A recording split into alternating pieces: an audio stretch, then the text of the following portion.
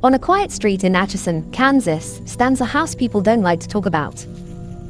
From the outside, it doesn't look unusual, just another old home from the late 1800s. 2 stories, white siding, a simple porch. Ordinary, if you didn't know better. But the locals know. They've felt it. That weight in the air when you walk past, that pull in your gut that tells you not to look too long at its windows. Because the longer you do, the stronger the feeling grows, that someone, or something, is looking right back. Inside, people describe the silence as unnatural. The walls creak, the air grows heavy, and it feels as though the house itself is aware of your presence. Visitors often say they can't shake the sensation of being watched, followed, studied. Even standing in the entryway, many feel an invisible presence pressing close, refusing to let them feel alone. It isn't just imagination. Too many people have reported the same thing for too many years. Ghost hunters, locals, even skeptics who came to disprove it, most leave with the same uneasy confession. There's something in that house. And it isn't sleep. The story most people hear about the house begins with a little girl. Her name was Sallie, at least, that's what the legend calls her. She was brought into the home of Dr. Charles Finney, who both lived and practiced medicine inside those walls. The child was sick, gripping her stomach, crying in pain. The doctor feared appendicitis. Time, he thought, was against her. The details that followed have twisted into something darker over the years. Some say he acted too quickly, cutting before the anesthesia could take hold. That Sallie screamed and thrashed as the scalpel touched her skin. Others insist it wasn't neglect, but simply a failed attempt to save her life. However it happened, one fact remains: the girl died inside the house. And that's when the stories begin. Not long after her death, people claimed to see the fleeting shadow of a small child wandering the rooms. Toys left on the floor would move. Disembodied giggles, soft and high-pitched, echoed through the empty air. The image of a little girl, innocent, lost, trapped, took root. But over the years, the legend shifted. Investigators and residents began to question whether the presence in the house was really Sallie at all. For while she appears as a child, what follows is not playful, nor innocent. Visitors have been scratched, shoved, even burned. Men, in particular, report violent attacks. A question began to haunt the investigators as much as the house itself. Is Sallie truly a little girl, bound forever to the place where she died? Or is that image only a mask, hiding something much darker that waits behind her name? In the early 1990s, Tony and Deborah Pickman moved into the house at 508 North 2nd Street. They didn't come chasing ghost stories. They were newly married, starting a family, looking for a place to call home. For a time, it seemed like just another old Kansas house. But the strangeness began almost immediately. Lights flickered without cause. Cold spots lingered in the air. Their dog would stand rigid in the hallway, growling at something unseen. At first, they brushed it off. Old homes make noise, after all.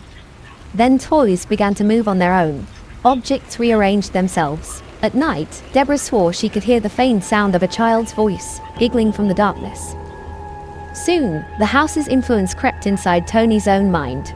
He began experiencing dark, violent thoughts, impulses he feared he might act on. The feelings were strongest at night, when the shadows were deepest. He fought to suppress urges to harm those closest to him, Deborah, the dog, anyone in the house with him. But the temptation lingered like a whisper he could not escape. Nightmares followed him into sleep. He dreamed of shadows dragging him through the hallways, of invisible hands raking across his skin, of being forced to strike those he loved. Each dream left him trembling and unsure if he could trust his own hands when he woke. And then, the house pushed him past the brink. One evening, Tony acted on the presence's influence and harmed the family cat. The event terrified him, shaking him to his core. Even as he recoiled from his own actions, the house seemed to pulse with a quiet satisfaction, as though it had proven its power over him. The Pickmans' lives became a battleground. The activity escalated into scratches, bruises, and attacks that could not be explained by fear or imagination alone. Every creak, shadow, and whisper seemed calculated to break their minds as much as their bodies. Finally, the activity grew too violent to ignore. The house seemed to target Tony in particular, tearing at him until he could no longer stay. The Pickmans fled, leaving behind the home they thought would be safe. And in their wake, they left the story that would make the Sallie House one of the most infamous haunted homes in America. Not long after the Pickmans fled, the house opened its doors to investigators, skeptics, and thrill seekers. Few lasted long. The first thing people reported was the feeling of being watched. That was almost constant, but for many, the sensation didn't stay harmless. It became physical. Visitors walked out with burning red welts across their backs, sometimes discovered only after they felt the sting of blood against their shirts. Others felt sudden cuts opening across their arms and legs, marks that hadn't been there seconds before. One investigator recalled a sensation like invisible claws dragging slowly down his spine, each line of fire deepening until he could no longer stand. Another described being shoved violently against a wall, breath crushed out of his lungs by hands that weren't there. The attacks seemed to fall more often on men. Some left with scratches, others with bruises the size of fists. A few reported burns, angry red patches on their skin that seared as if pressed by something hot, though no source could be found. And then there were the shadows. Some described the fleeting figure of a little girl, darting at the edge of vision. But when followed, the shape grew darker, stretching, twisting, until it towered impossibly tall. One man swore he saw the child's face for a split second, only for it to melt away into a black, faceless void. The most chilling accounts weren't of what people saw, but what they felt. Cold hands gripping ankles, breath on the back of the neck, something brushing past in an empty room. In the silence, some heard laughter, a high-pitched giggle that always ended too low, too guttural, to be human. No matter how many times investigators returned, the result was the same. The house didn't just want to be seen. It wanted to touch, to mark, to remind everyone who entered that they were not in control. For some, the scratches healed within days. For others, the scars lasted much longer. And still, the question lingered, was the house acting through its residents? Could it push a man to violence, bending even his thoughts toward dark impulses? It isn't only the scratches and bruises that terrify those who enter the Sallie House. It is the sound.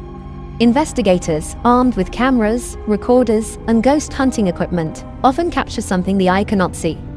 Batteries drain inexplicably, cameras fail in the middle of recordings, and devices flicker as though something unseen is drawing energy from them. Then there are the voices. Soft, high-pitched giggles echo through empty hallways. Whispers brush against your ears, words you cannot fully make out. Sometimes they plead, get out, or stay forever. Other times, they threaten, low and guttural, as if the very air has turned against you. EVPs, electronic voice phenomena, have caught the little girl's voice speaking in short, chilling bursts. But it is rarely innocent. Skeptics report that the tones shift, growling beneath the surface, the childlike quality warping into something monstrous. Many investigators describe an almost unbearable tension when these sounds appear. Some feel fingers trace down their arms, even when no one is near. Some hear footsteps pacing behind them, stopping the instant they turn. One teen recorded a loud bang in the hallway, followed immediately by the sound of rapid, small-footed running. They rushed to the room, empty. Not a sign of life. Not even a displaced object. The house seems to speak in its own language, a mixture of laughter, sobs, growls, and silence. And in that silence, those who listen feel a presence, waiting, always waiting. The voices are not playful. They are not pleading for attention. They are a warning, a reminder that the house at 508 North 2nd Street is alive in ways that cannot be measured by science, but can be felt in the pit of the stomach, and in the sudden, sharp rise of panic that makes the hair on your neck stand on end. And sometimes, just sometimes, it feels as though the house is laughing at you, before the next shadow passes, the next scratch appears, and the next story begins. The Sallie House still stands, quiet on North 2nd Street. To a passerby, it may look ordinary, but anyone who has stepped inside knows the truth. The house does not rest. It does not sleep. It does not forgive. Visitors continue to report scratches, bruises, cold spots, and fleeting shadows. EVPs still capture the giggles, the sobs, the guttural growls that seem to echo from walls that should be empty. Even skeptics leave uneasy, their confidence eroded by a weight they cannot see but cannot ignore. Some come seeking thrill, others to test their courage, but all leave changed. Some with injuries, some with questions they cannot answer, some with the simple, inescapable knowledge that something inside watches. And the house waits. It waits for the next curious visitor. The next person who steps too close, who dares to linger in the rooms that have been witness to death, grief, and violence. It waits, patient and knowing, until it can remind him exactly who is in control. For the Sallie House is not haunted. It is alive. And when you hear a faint giggle in the corner of a dark room, or feel the sting of unseen claws on your skin, you know the truth. It has been waiting for you all along.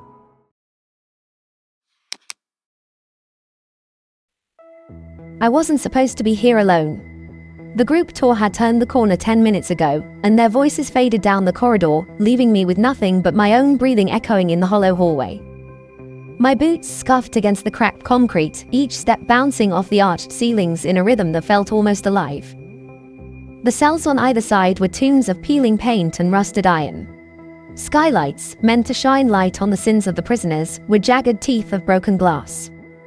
And that's when I heard it, 3 soft, metallic clangs from halfway down the block. I froze. "Hello," I whispered. My voice sounded like a stranger in this space. Nothing. Then, an extra footstep. Not mine, not echoing mine, and a whisper, so close it tickled my ear. "Don't look in here." I dared a glance toward the nearest cell. A shadow moved, a tall figure standing perfectly still in the far corner. My stomach clenched, and when I blinked, it was gone. I wanted to run, but some part of me, the part that had always chased the thrill of fear, pushed me forward. Eastern State Penitentiary was born from an idealistic vision. In 1829, Philadelphia's Quaker reformers sought a new kind of prison, one designed not just to punish, but to reform. They believed in the separate system, where isolation and silence would give prisoners the time to reflect on their sins and return to society as better men. The architecture reflected that philosophy. The prison was laid out in a radial, hub-and-spoke design, with cell blocks fanning out from a central hub. Each prisoner was confined to a single cell, bathed in light from skylights above, which were intended to symbolize divine oversight. The reality, however, was harsher than anyone imagined. Solitary confinement drove many men to madness. Some whispered of shadows moving behind the bars, heard voices where none should exist. Over the years, those early reports of strange activity would grow into the ghost stories that haunt Eastern State today, stories that continue to chill visitors in the very same cell blocks where prisoners once suffered in silence. Eastern State Penitentiary was conceived in 1829 as a revolutionary experiment in incarceration. Its founders, Philadelphia Quakers, sought not merely to punish, but to reform. They believed in the separate system, a method designed to enforce isolation so that inmates could contemplate their crimes and emerge rehabilitated. The architecture reflected this vision. The prison's radial layout, often called the hub-and-spoke design, allowed a central observation hub from which guards could monitor multiple cell blocks. Each cell block stretched outward like the spokes of a wheel, isolating prisoners from one another completely. The design emphasized surveillance, control, and separation, a physical embodiment of the Quakers' belief in moral reform through solitude. Cells were small, roughly 7 feet wide by 12 feet deep, furnished with a simple cot, a desk, a water basin, and a toilet. Skylights above each cell provided natural light intended to symbolize divine oversight, yet the effect often heightened the sense of exposure and vulnerability. Prisoners spent nearly every hour alone, eating their meals, performing assigned labor, and exercising in solitary yards. Communication with guards was minimal and conducted in strict silence. While intended to reform, the separate system often had the opposite effect. Mental breakdowns were common, and many prisoners suffered severe anxiety, depression, and hallucinations. Some wrote desperate messages on the walls, scratched into plaster or stone, leaving behind the faint traces of human suffering still visible today. The prison itself became a crucible, shaping the psyche as much as it contained the body. Life at Eastern State Penitentiary was defined by routine, silence, and strict discipline. Each prisoner's day began before dawn, in cells designed to maximize isolation. Breakfast, if it was provided, was taken alone. Conversation between inmates was strictly forbidden, enforced by guards and the design of the facility itself. The prison employed a rigid system of labor meant to occupy both body and mind. Inmates were tasked with shoemaking, carpentry, or other forms of work within the confines of their cells or in small workspaces, always under observation. Even exercise was solitary, conducted in small yards enclosed by high walls to prevent contact with other prisoners. Punishments were severe for any breach of rules. Prisoners could be placed in the hole, a small, dark, damp cell used for extended solitary confinement. Physical punishment was rare but could occur. Psychological torment, silence, deprivation of sunlight, and forced reflection was the standard. Many prisoners experienced hallucinations or extreme anxiety, and some succumbed to mental illness entirely. The architecture itself reinforced control. Corridors were designed to amplify footsteps and any sound, creating a constant awareness of one's presence or absence. Skylights allowed light into the cells but also ensured the guards could monitor prisoners from above. Windows were narrow and barred, giving the impression of daylight but denying any real connection to the outside world. Despite its harshness, Eastern State was a model prison for its time, influencing facilities across the United States. Its philosophy of solitude aimed to rehabilitate, but for many, it became a crucible of despair. The traces of this suffering, etched messages, worn floors, and the silent stories of countless inmates, remain embedded in the prison walls to this day. Eastern State Penitentiary housed some of the most infamous criminals in American history, each leaving a mark on the institution and its reputation. Among the most notorious was Al Capone, the Chicago gangster whose name became synonymous with organized crime during Prohibition. Capone was confined at Eastern State in 1929, and though he was physically weakened by illness during his incarceration, he maintained a presence that unsettled both staff and fellow prisoners. Reports indicate he received privileges unusual for the penitentiary, extra food, magazines, and even a radio, all in an attempt to accommodate his health and influence. Other inmates included bank robbers, con men, and murderers whose crimes captured public attention. The prison's strict regime, while intended to reform, often failed to curb the influence or notoriety of such men. Many became legends not only for their criminal deeds but also for the harsh conditions they endured within the penitentiary's walls. Eastern State's notoriety extended beyond its inmates' crimes. Stories circulated among guards and visitors of strange occurrences in the cells once occupied by these men. While most reports were anecdotal, patterns emerged: unexplained cold spots, doors opening and closing, and shadows seen in the corners of empty cells. Capone's cell, in particular, later became a focal point for ghost tours and paranormal investigation, linking the history of the prison directly to its modern reputation as a haunted site. The presence of such high-profile prisoners highlighted the penitentiary's dual identity: a center of strict reform and, simultaneously, a stage for some of America's most notorious criminal figures. Their stories, etched into the physical and cultural fabric of the prison, continue to define Eastern State as both a historical and legendary site. By the mid-20th century, Eastern State Penitentiary's experimental system had begun to show its limitations. The strict isolation that once promised rehabilitation increasingly revealed its failures. Prisoners suffered from mental breakdowns at alarming rates, and the rigid enforcement of silence and solitude often exacerbated violent or self-destructive behavior rather than curbing it. Overcrowding became a persistent problem. Cells built for single inmates were frequently forced to accommodate multiple men, undermining the original intent of solitude. Infrastructure also began to fail. Water systems, heating, and ventilation were inadequate for the growing population, creating unsanitary conditions that compounded the physical and psychological strain on prisoners. By the 1960s, Eastern State was widely regarded as obsolete. The philosophy of total isolation had been abandoned elsewhere, and modern correctional theories emphasized rehabilitation through education, vocational training, and socialization rather than extreme confinement. Still, Eastern State remained operational for decades longer, a grim reminder of its own era's ideals and excesses. The prison finally closed in 1971. At that time, it had become a relic, its walls bearing the marks of nearly 150 years of confinement, struggle, and suffering. Many cells still contained remnants of the lives once lived inside: scratched messages, worn floors, and personal artifacts left behind. The closure marked the end of Eastern State as a functioning institution, but the beginning of its new identity, as a historical site and, eventually, a location steeped in legend and reported paranormal activity. Today, the penitentiary stands preserved, allowing visitors to walk its corridors, witness the architecture designed to control mind and body, and confront the realities of a system that sought to reform but often failed.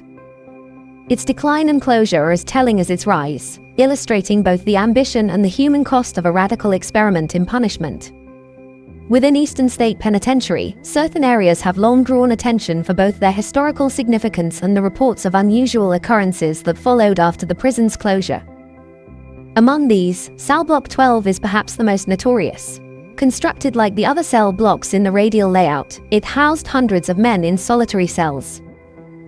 The combination of narrow corridors, heavy iron doors, and the echoes of countless footsteps created an atmosphere of intense confinement. Today, Cell Block 12 remains a focal point for visitors seeking to understand the physical and psychological extremes imposed on inmates. Another significant location is Al Capone's cell. Though Capone was reportedly granted certain privileges due to his notoriety and ill health, the cell itself remains a small, confined space, emblematic of the penitentiary's design. The cell illustrates how the architecture enforced separation and observation, even for the most infamous inmates. Death row cells and guard towers also stand out. Death row was reserved for the most dangerous or condemned prisoners, and the walls there were especially fortified. Guard towers allowed overseers to monitor the entirety of each cell block from a central vantage point, reinforcing both security and isolation. These areas reflect the penitentiary's commitment to control and the psychological weight carried by those inside. Other areas, including the prison chapel and solitary confinement cells known as the Hole, offer insight into the daily life and punishment mechanisms within Eastern State. The chapel, though designed for reflection and moral improvement, underscores the contrast between the promise of reform and the stark reality of imprisonment. The Hole, dark and cramped, was the ultimate instrument of psychological punishment, leaving a lasting impression on anyone who occupied it. These hotspots are not merely points of interest, they represent the extremes of the prison's philosophy. They illustrate the architecture's role in shaping behavior, the isolation imposed on prisoners, and the enduring legacy of a system that sought to reform through confinement. Each space tells a story of control, suffering, and the human response to extreme conditions, forming a central part of Eastern State Penitentiary's historical and cultural significance. Since its closure in 1971, Eastern State Penitentiary has drawn significant attention from historians, journalists, and paranormal investigators alike. Its notoriety, grounded in both the harsh realities of confinement and the stories of suffering within its walls, has made it a frequent subject of exploration into unusual phenomena. Television programs such as Ghost Hunters, Paranormal Lockdown, and Haunted History have visited the penitentiary, documenting experiences that range from unexplained footsteps and cold spots to fleeting shadows and distorted voices captured on recording equipment. While much of this evidence is anecdotal, investigators often cite recurring patterns in specific areas, such as Cell Block 12 and the solitary confinement cells, suggesting that the architecture itself, narrow corridors, high ceilings, and metal doors, amplifies sounds and creates perceptual anomalies. Eyewitness accounts from visitors and staff have been collected over decades. Reports include doors opening and closing without explanation, the sensation of being watched, and distant voices echoing through empty corridors. Some historians note that these accounts are consistent with the penitentiary's design and the psychological impact of its original confinement practices, though many experiences are interpreted by enthusiasts as paranormal. Archival records provide context for these reports. The penitentiary's history of severe isolation, overcrowding, and mental health struggles among inmates offers a plausible explanation for the persistence of rumors and ghost stories. In many ways, the structure itself preserves both the physical and psychological imprint of its former residents. Today, Eastern State Penitentiary serves as both a museum and a site of investigation. Tours often include demonstrations of historical conditions alongside accounts of reported paranormal activity. Whether one interprets these experiences as evidence of lingering spirits or as echoes of the prison's oppressive past, the penitentiary remains a compelling study in the intersection of history, human endurance, and the stories that survive long after the inmates have gone. Eastern State Penitentiary stands today as both a preserved historical site and a cultural landmark. Its imposing walls, radial corridors, and solitary cells continue to tell the story of a revolutionary experiment in incarceration, an experiment that sought to reform through isolation but often inflicted suffering instead. The penitentiary has become a destination for historians, educators, and tourists alike, offering a tangible connection to 19th and 20th century penal philosophy. Visitors walk the same corridors once traversed by Al Capone and countless other prisoners, witnessing firsthand the architecture designed to control both body and mind. Exhibits highlight the daily routines, punishments, and psychological strains of inmates, preserving their stories for modern audiences. At the same time, the penitentiary's reputation for paranormal activity has cemented its place in popular imagination. Tours, special events, and media coverage frequently reference reported ghost sightings, unexplained sounds, and eerie atmospheres. While these accounts remain unverified, they add a layer of cultural fascination, blending the historical reality of the prison with legends that have grown over decades. The lasting legacy of Eastern State Penitentiary lies in this duality. It is a monument to both the ambition and the failures of early prison reform, and a site where history and folklore intersect. Its stories of isolation, notoriety, and human endurance continue to resonate, offering lessons in the consequences of extreme punishment and the power of place to retain the echoes of its past. Even now, nearly 2 centuries after its construction, the penitentiary remains a symbol of the complex relationship between justice, punishment, and memory, a place where the walls themselves seem to hold the voices of those who once lived, suffered, and died within them.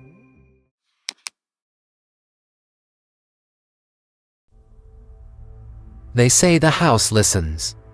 Even now, in the dead of night, when no tall guides walk its halls and no visitors whisper through its winding staircases, the wood groans like it's remembering something. Some swear it's just the California wind, others say it's the dead. The story begins not with a house, but with a woman. Sarah Lockwood Winchester was once the picture of refinement, petite, soft-spoken, educated in the arts and languages, and married into one of the most powerful fortunes in America. Her husband, William Wirt Winchester, heir to the Winchester Repeating Arms Company, sat at the helm of a weapon empire. His rifles were changing warfare, hunting, and survival itself. They were the gun that won the West, but also the gun that ended countless lives. And it was heartbreak that came for Sarah first, as death came for her only child, a daughter named Annie, lived just 40 days before she was taken by a wasting disease so rare, doctors could only stand by helpless. 15 years later, her husband followed, tuberculosis carving him away in slow, suffocating agony. In less than 2 decades, Sarah lost everything that had defined her family, her purpose, and any faith she might have held that life was fair. But what she gained was money, an inheritance so vast it could have bought entire towns, $20 million in 1881 currency, and a daily income that most people wouldn't earn in a lifetime. It was said she never needed to lift a finger again, and yet, she lifted a hammer. Because Sarah believed she was cursed, she turned to a Boston medium for answers, desperate for a voice from the other side to explain her suffering. And the medium, whether through genuine vision or cold theatrical cruelty, told her the truth she feared most: the spirits of every soul slain by Winchester rifles were bound to her. They followed her, they blamed her. There was only one way to keep them at bay. She must leave her home. She must head west, and once she found the right place, she must build, not a simple home, not a single mansion, but a house that would never be finished. A maze to confuse the dead, a fortress against the curse, a place where hammers never fell silent. If construction ever stopped, the medium warned, death would come for her. And so Sarah Winchester boarded a train bound for California. Some say she was running from the spirits. Others believe she was running with them. Either way, when she stepped off at the station in San Jose, the land itself seemed to lean toward her, waiting to see what she would build, and what it would cost her. The train hissed to a stop, a long sigh of steam curling into the California sky. Sarah stepped down, her black morning dress trailing over the dusty platform. To the few who caught a glimpse of her, she was a shadow in the sunlight, a woman made smaller by grief, yet somehow still commanding the space around her. San Jose in the 1880s was little more than farmland and scattered homesteads. The air smelled of tilled earth and fruit blossoms, but Sarah wasn't looking for beauty. She was looking for solitude, and for a place where the spirits could be managed. She found it on the edge of the Santa Clara Valley, an unfinished, 8-room farmhouse surrounded by acres of orchard. To most, it was a fixer-upper. To Sarah, it was a blank canvas. The very next morning, the building began. Carpenters were hired, dozens of them, under strict orders, work in shifts, day and night, 7 days a week. There would be no pause, no winter rest, no Sundays off. The sound of hammers rang out over the orchards until it became part of the land itself. But it wasn't the speed of the construction that unsettled the workers. It was her instructions. A window set into the floor, a staircase that ended at the ceiling, a door that opened onto a 2-story drop. She gave no explanations, only soft nods when her strange orders were carried out. Some whispered she was mad. Others, after hearing the rumors of her science, kept their opinions to themselves. They noticed the locked room upstairs where she often vanished after midnight, carrying a small oil lamp. The workers swore they heard voices behind that door, not one, but many, murmuring in low, rhythmic tones. As the walls rose and the rooms multiplied, the house began to change in ways that didn't make sense. Hallways twisted where they shouldn't. Rooms branched into other rooms with no doors between them. From above, it might have looked less like a home, and more like a trap. Sarah Winchester was building a labyrinth, not for the living, but for the dead. It started with the sound. At first, the hammers were just noise, rhythmic, predictable, the heartbeat of construction. But weeks turned into months, and the workers began to notice something strange. The hammering never stopped. Even after they put down their tools for the night, faint knocks would echo from empty rooms. Sometimes, they swore, they'd hear the saws, the slow drag of blade against wood, though no one was in the workshop. By the end of the first year, the simple farmhouse had transformed into a sprawling maze. New rooms sprouted like branches on a living tree. Staircases curled upward, only to be swallowed by solid ceilings. Doors opened to brick walls. Windows stared into other rooms, offering a view of spaces that didn't seem to belong. Sarah was everywhere, inspecting the carpentry with her gloved hands, taking careful measurements no one else understood, ordering a wall torn down and rebuilt 3 inches to the left, only to move it back again days later.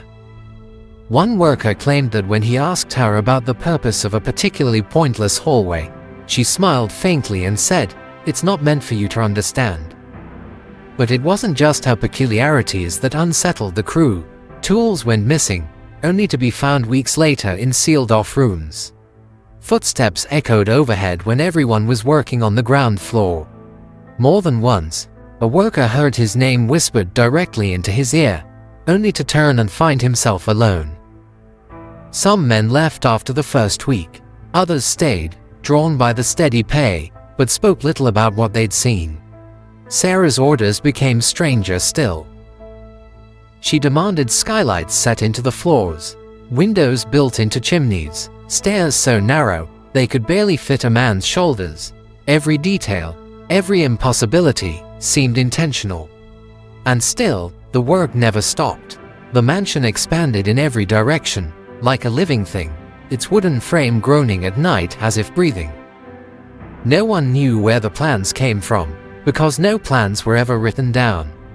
Sarah seemed to carry the entire design, if it could even be called that, in her mind alone.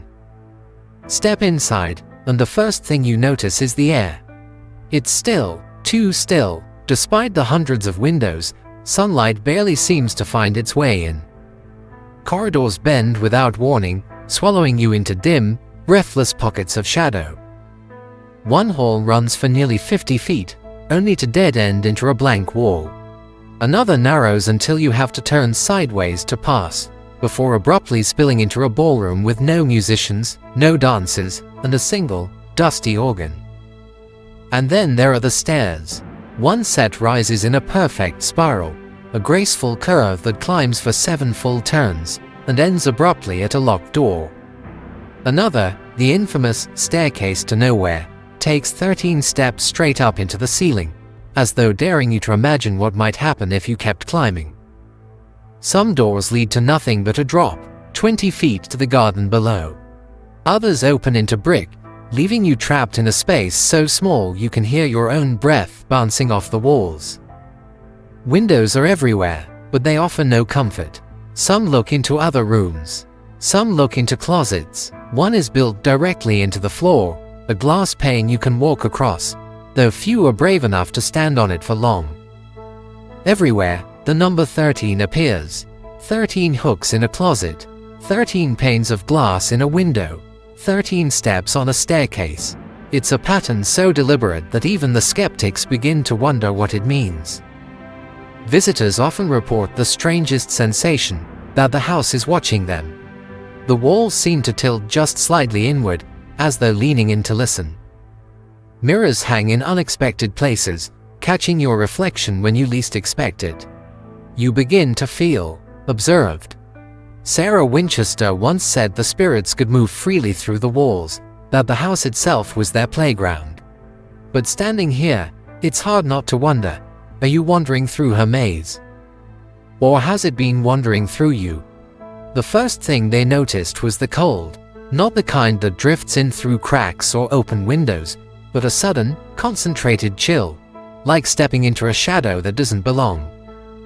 It came without warning, in rooms bathed in sunlight, in hallways where no draft could possibly reach. Then came the sounds, faint at first, a single footstep when no one was behind you. A sigh that seemed to come from the far end of an empty corridor. But as the weeks went on, they grew bolder, knocking from inside the walls. Whispered voices speaking in tones too low to understand, yet impossible to ignore. The creak of floorboards under invisible weight. The workers tried to laugh it off. They told each other it was just the house settling, just the wind. But no one had an explanation for the smell, a faint, lingering scent of gunpowder that sometimes filled entire rooms. One man swore he heard weeping late at night. He followed the sound up 2 flights of stairs, down 3 different halls, only to find himself standing at a bricked-up doorway. Another refused to work after feeling a cold hand grip his shoulder while he was hammering, a grip so tight he dropped his tools, only to turn and see nothing there. Sarah never seemed surprised when these stories reached her. She would listen, nodding, as though she'd been expecting them all along. Then, without a word, she'd make a note in her small leather journal. Later, the crew would find new walls going up, new doors opening into nowhere, as if she was rearranging the maze to keep something out, or in. The most unsettling place of all was a small, hidden chamber at the heart of the house. The workers called it the Seance Room. It had 1 entrance, but 3 exits, though 2 of them were false doors that dropped straight into empty space. The ceiling was low, the walls lined with narrow windows that opened into darkness. Sarah visited it every night at midnight, lantern in hand, staying for hours while the rest of the house slept. From outside the room, the crew sometimes heard murmurs, her voice, soft and careful, answering questions no one else had asked. And sometimes, they heard other voices. It was the one place in the Winchester house no worker dared to linger after dark. A small, octagonal chamber hidden deep in the mansion's tangled corridors, so well concealed that even now, some visitors wander for hours before finding it. Every night at the stroke of midnight, Sarah would enter this room with an oil lamp and a small brass bell. The bell would chime once. Then her voice would come, soft, almost coaxing. She spoke in long pauses, as though listening for answers. Sometimes she whispered so low, they could only catch fragments. Where should I build next? But it wasn't just her voice. On more than one occasion, a second voice answered, distant, warped, and impossible to place. It never spoke in full words, only in low, dragging tones that made the listener's hair stand on end. One carpenter swore he heard dozens of voices one night, all speaking at once, layered over each other like the babble of a crowd. When Sarah emerged, her lamp was out, and she walked the halls without it as though she could see perfectly in the dark. After each session, the orders came: walls torn down, rooms sealed, staircases rebuilt. Sometimes entire wings were abandoned overnight, left to rot while new ones sprang up in another corner of the estate. When asked why she needed the Shane's room at all, Sarah reportedly answered with a faint smile, "It's where I receive my instructions." For 38 years, the house had never been silent. From the day Sarah Winchester arrived in San Jose, hammers had struck, saws had whined, and footsteps had echoed through unfinished hallways at all hours. It was the early hours of September 5, 1922, when Sarah died in her sleep. 83 years old, her body lay in the master bedroom, a lamp still burning on the nightstand. By the next morning, construction had ceased completely. Tools were dropped where they lay, nails half-driven, sawdust still curling on the floors. One worker left a wheelbarrow full of bricks in the middle of a hallway that didn't exist on any blueprint. The house itself seemed to notice. Rooms that had been filled with the sound of work now felt cavernous and hollow. Some say the night she died, the workers heard one last noise. Not the slam of a door or the creak of the old wood, but the distant chime of a brass bell. Once, twice, then silence. Time has not tamed the Winchester Mystery House. A century has passed since Sarah's death, yet the mansion remains, sprawling, crooked, and defiant against reason. Visitors report cold spots that appear and vanish in an instant. Some feel unseen fingers brush their arms. Others swear they've seen a figure in black standing at the far end of a hallway, only for it to dissolve as they approach. Though its bell has long since been removed, people still hear it sometimes, a single, hollow chime drifting across the gardens after midnight. Whatever the truth, one thing is certain: the Winchester Mystery House is not just a relic of the past. It's still listening, and if you stay long enough, if you wander just far enough from the safety of the tour group, it might just speak back. Thank you for hanging around until the end of our tale. Every view is appreciated. If you have enjoyed it, please hit that like button and considering commenting and subscribing.